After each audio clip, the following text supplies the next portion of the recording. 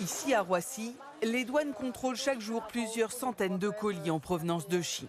Ce matin, 4 ministres assistent au déballage de contrefaçons. Recrudescence des saisies de timbres. Et là, pour le coup, c'est vraiment de grosses pertes en fait pour la Poste. Tout est contrefait, les modèles à la mode. On commence très à la mode, les baskets Samba. Chaque année, plus de 4,5 milliards de colis franchissent la frontière européenne. C'est 150 par seconde. Pour faire barrage à cette déferlante, une taxe forfaitaire vient d'être annoncée par le gouvernement. En clair, sur chaque colis de moins de 150 €, des frais de gestion seront payés par, notamment, les plateformes chinoises, à elles de décider si elles la répercutent sur le consommateur. On parle de quelques euros qui nous permettront ensuite, avec les services douaniers, partout en Europe, d'avoir les moyens de s'assurer que ce qui rentre sur le marché européen ne met pas en danger, je le redis, la sécurité, l'économie européenne et les finances publiques européennes.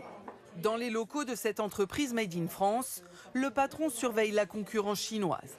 Chaque mois, Guillaume Gibault achète sur des plateformes 15 € 3 slips chinois, quand lui les vend 57. Là, on a un produit qui est coton élastane, qui est confortable, qui va être double fond, double galbe. Et là, on a un produit qui est majoritairement synthétique.